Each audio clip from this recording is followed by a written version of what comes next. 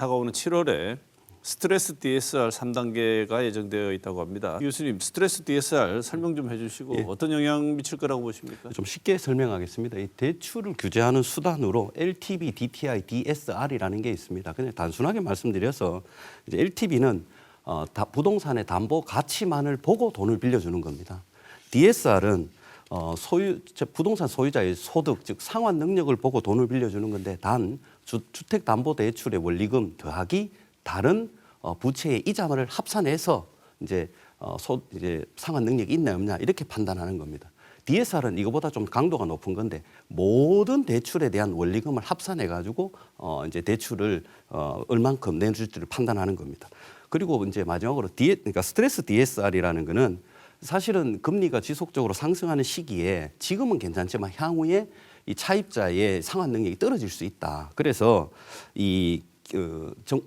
매년 5월에서 11월 사이에 이제 평균 금리 더하기 한 지난 5년 동안 금리 동향까지 넣어가지고 앞으로 상승할 금리를 대충 결정하게 됩니다. 그게 이제 보통 스트레스 금리, 즉 가상 금리라고 얘기를 하는데 사실 2024년도 작년 2월달 1단계가 시작되었어요. 그때는 가상 금리가 조금 설명드리면 지금 현재 스트레스 기준금리의 기준이 1.5거든요. 그 1.5에 25%인 약 0.38%를 얹어가지고 이제 했는데. 작년 9월부터는 이 기준에 약 1.5에 50%인 0.75를 적용하고 있고, 그리고 이제 올 7월에 지금 시행 예정인 스트레스 3단계 가면 DSR에 이제 1.5에 100%, 1.5%를 적용하겠다는 겁니다. 그럼 결과론적으로 LTV, DTI, DSR 수준으로 갈수록 대출 한도가 줄어들게 되고 이 DSR에서도 가상금리가 앞서 말씀드린 1단계 0.8, 2단계 0.7, 그리고 3단계 1.5로 갈수록 대출 한도가 줄어들 수밖에 없는 구조겠죠. 그래서 결과론적으로는 이 스트레스 DSR 즉 3단계를 올 7월에 도입하게 되면 어쨌든 대출 한도는 줄어들 수밖에 없고 결국은 자금 유동성은 더 악화될 수밖에 없겠죠. 그러면 이런 투자자나 실수요자들의 부동산 진입 장벽은 더 높아질 수밖에 없어서 지금과 같은 어떤 부동산 침체기는 조금 더 뒤로 미뤄질 수밖에 없다 이렇게 보여집니다. 네, 송 교수님 지금도 힘든데 이것까지 실시되면 더 힘들어진다고 보십니까? 네, 정말로 이게 잘못된 부동산 정책인데요. 우리가 DSR이 나왔는 배경을 보면은 2018년도에 부동산이 급등하던 시절에 수요를 억제하기 위해서 나온 대책입니다. 대출 한도를 줄여서 집 사는데 자기 부담금이 많지 않으면 투자하지 마라. 근데 수요를 억제한 정책이에요. 근데도 지금도 이게 계속 유지되고 있지 않습니까? 우리 지방이 이렇게 어려운데 그러면 왜 이걸 유지하느냐? 서울 수도권에는 공급을 하지 않았고 또 입주도 많이 부족하기 때문에 여전히 수요 억제 정책을 쓰고 있는 겁니다. 그러나 서울 수도권에는 공급 부족이 발생했지만 우리 지방에는 공급 과잉이었죠. 그러면 이 지방에는 이 수요를 억제할 것이 아니라 수요 촉진 정책을 내줘야 되기 때문에 이런 스트레스 DSR이든 이런 일반적인 DSR을 배제시켜 달라는 요구를 계속하고 있는 겁니다. 제일 관심 있고 중요한 부분은 이거 아니겠습니까? 2025년에 부동산 시장이 과연 어떤 방향으로 흘러갈지 전망을 한번 해보도록 하겠습니다. 우리가 입주 물량 때문에 그간 많은 고통을 겪어왔습니다. 우리가 23년도에 입주 물량이 3만 4천 세대, 24년도에 2만 4천 세대. 우리가 시장에서 요구하는 것보다도 초과 공급 가행이 된 거죠. 초과 공급 가행으로 인해서 우리가 마이너스 프리미엄이 생기고 역전세가 생기고 깡통 전세, 거기다가 기존의 구축 아파트도 팔리지 않아서 가격이 계속 하락하고 있는 거죠. 지금 65주 연속 아파트 가격이 떨어지고 있습니다. 그런데 이제 희망이 보이고 있습니다. 입주 물량 보시게 되면 전국적으로 24년도에는 32만 호가 입주를 했다가 26년도에는 절반이 15만 호로 감소합니다. 거기다가 서울을 보시게 되면 서울의 올해 입주 물량이 한 3만 호인데 내년에 서울의 입주 물량이 7천 호로 감소합니다. 거기다가 27년도도 감소합니다. 이게 아파트라는 것은 하루아침에 찍어낼 수 있는 빵과 달라가지고 지금 공사하더라도 입주까지 가는데 3년에서 5년이 걸립니다. 그걸 가정해 보면은 이미 26년도에는 입주 대란이 발생할 것 같다. 많이 공급 부족으로 인해서. 그렇다고 해서 정부에서는 작년부터 해서 서울 수도권에 공급 촉진 정책을 내고 있습니다. 그런데 우리 지역에는 공급 과잉이었죠. 그래서 정부 정책이 지금 수도권과 지방을 이원화해야 되는데 여기에서 이게 지금 좀 틀어지고 있는 상황이고요. 그래서 입주 물량 부족으로 인해서 앞으로 부동산 시장이 회복할 수 있는 단초가 원래 제공이 된다 이렇게 보여집니다. 네. 이 교수님 어떻게 보십니까? 예, 전반적으로 그 송 이사님 말씀하신 것처럼 입주 물량이 많이 감소하고 있는 사실이고, 그런데 이제 문제는 이제 이렇게 빠르게 이제 물량이 감소하는 게 어쩜 보면 시장 안정화에 도움이 될 수 있는데, 사실은 더 큰 문제는 사실은 이게 주택법 적용해서 시행 방식으로 빠르게 아파트를 공급하더라도 부지 매입부터 입주까지 최소 5년입니다. 그러면 지금과 같은 부동산 경기 침체, 그리고 건축비 상승 등과 같은 어떤 수익 구조가 악화되어서 주택 공급이 한없이 뒤로 미루어진다면 또다시 주택 가격은 급등하고 주거 양극화가 더 심화될 수밖에 없습니다. 그래서 이런 부분을 조금 더 우리가 고민을 깊게 해야 되고 하는 네. 사안입니다. 들어보면 분양가가 많이 올랐다.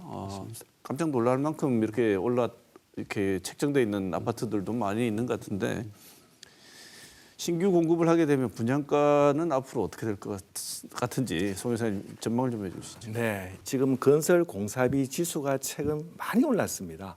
단기간에 한 30% 올랐고요. 그다음에 이거는 지금 우리가 공급하고 있는 3.3제곱미터당 평당 분양 금액인데, 서울의 가격 올란 걸 보시면은 전년도에 비해서 24년도에 35% 가격이 급등을 했습니다. 우리 대구와 전국 평균은 좀 비슷한 수준을 보이고 있는데, 대구는 아직은 이 신규 공급에 대한 가격 반등이 덜 되고 있는데요. 왜 그러냐면 대구는 지금까지 후분양 아파트로 진행되는 것들이 분양을 하다 보니까 이 가격 상승이 제대로 아직 반영되지는 않았습니다. 그래서 이렇게 지금 가격 상승이 도래되는 것이 앞으로 1, 2년 있으면 서울 못지않게 가격이 올라갈 수밖에 없는 환경적인 구도입니다. 그렇다면 이 가격이 올라갔을 적에 옆에 것도 동반 상승하는 배경도 있을 수도 있습니다만은, 한편으로는 이렇게 비싸진 분양 가격으로 인해서 또 미분양이 발생할 수도 있는 여지도 있습니다. 그래서 이게 복합적으로 생각해 보게 되면은 전체적으로 앞으로 분양 가격은 더 급등할 수밖에 없는 환경을 가지고 있고, 또 이로 인한 미분양이 발생할 수 있는 우려도 좀 이렇게 섞여 있는 부동산 시장이 좀 혼재되는, 또 아니면 한편으로는 양극화가 심해지는 이런 부동산 시장 상황으로 바뀌었을 수도 있겠습니다. 네. 부동산 주요 변수는 항상 금리하고 붙어 있습니다.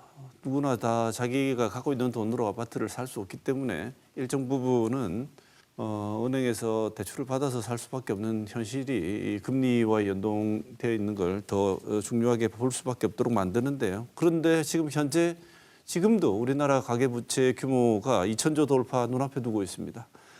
이것만 해도 큰 걱정이죠. 그래서 금리 문제는 정부에서도 쉽게 한쪽만 보고 정할 수 없는 상황인데, 이 금리 문제와 부동산 시장 어떤 영향에 놓여 있을지 이 교수님 전망을 좀 해주시죠. 예, 저는 뭐 금융 전문가는 아닙니다. 그런데 지금 시장 상황에 따른 금리 동결 또는 금리 인하 효과의 크기를 분석해야 할 필요성은 좀 적다고 생각합니다. 지금 현재 내수 위축으로 인한 경기 부양을 심각하게 고민해봐야 되는 상황이다, 이렇게 보여지죠. 더욱이 미국이 지금 관세 압박이 임박하면서 경제 불확실성은 더욱 더 심화되고 있기 때문에 이 경기 부양의 필요성은 점점 더 커지고 있는 이러한 상황입니다. 현 시점에서 이제 금리 인하는 저는 개인적으로 선택이 아닌 좀 필수라고 생각을 합니다. 이런 금리와 부동산은 상극입니다. 과거 이제 2013년도부터 21년도까지 하락한 금리 폭보다 22년도 한 해의 금리 인상폭이 훨씬 높았습니다. 이 시기에 22년도에 대구의 부동산 가격은 아주 큰 폭으로 하락했습니다. 금리 인하는 부동산 시장에 긍정적인 영향을 미치기 때문에 향후에 만약에 제의 예상대로 금리가 올해 두 번 정도 인하가 된다면 대구 지역 부동산 시장 침체를 조금은 끌어올릴 수 있는 요인은 좀 될 수 있다고 그렇게 보고 있습니다. 지난해 우리 한국은행에서 기준금리를 2차례 인하시켰습니다. 그런데 금리는 분명히 인하되었음에도 불구하고 우리가 소비자들이 사용하는 대출금리는 지난해 하반기에 더 많이 상승을 했습니다. 아니 어떻게 한국은행에서는 금리를 내렸다는데 우리가 이용하는 소비자 가계대출은 더 증가를 했어요. 금리가. 그렇다면 얘기는 뭐냐 하면은 은행에서 가상금리를 전년도에 비해서 2배 올렸습니다. 이 소비자들이 금리 이득을 누려야 될 것을 은행에서 가상금리를 2배 올려서 은행에서 이득을 취한 거죠. 사실은 앞으로도 우리가 금리를 인하시킨다 하더라도 이게 소비자들한테 금리를 이용하는 소비자들한테 이 금리 인하 혜택이 돌아가야 되지 이 차액을 은행에서 이득을 취해서는 안 된다는 거죠. 네. 그래서 금융당국에서 이런 부분도 관리해 줄 필요가 있다고 보여집니다. 네. 수도권 가격 급등하는데 우리는 하락하고 있고 미분양이 아직까지 해소가 안 되고 위험한 상황으로 내몰리고 있는데 지역 특성을 고려한 부동산 정책 이런 것은 해줘야지 실질적인 도움이 된다. 이런 정책이 있으면 말씀을 주시죠. 송 이사님 먼저 하실까요? 네. 우리가 지금 정부에서는 실수요 위주만의 부동산 구입을 하라고 얘기를 하고 있는데 사실은 오늘날 같이 이렇게 경제가 침체되고 부동산 침체로 인해서 여러 가지 시민들이 고통을 받고 있습니다. 그러면 수요 촉진 정책이 필요한 거죠. 그러면 수요 촉진 가운데서도 돈 있는 좀 부자, 그다음에 돈 있는 부자들이 집이 한 개, 두 개가 있을 수가 있습니다. 이런 사람들이 집을 샀을 적에 세금적인 부담을 완화해 줘야 되는데 이게 취득세 중과세 완화입니다. 지금 집을 사게 되면은 8%, 12%까지 취득세를 중과하는 이거는 잘못된 법이고요. 그다음에 두 번째는 앞에서 얘기한 것처럼 임대 사업자의 등록 사업자를 이게 비아파트 부분과 아파트 부분 총망라해서 다 적용해 줄 필요가 있겠고요. 더 나아가서는 지금 미분양 아파트에서 양도소득세 한시적인 감면이 필요한 조치가 이 시장을 활성화시키고 촉진시킬 수 있고 이 부동산의 현재 이 위기를 극복할 수 있는 방안이라고 보여집니다. 네. 저는 뭐 앞서 송 이사님 말씀하신 부분에 큰 틀에서는 동의를 합니다.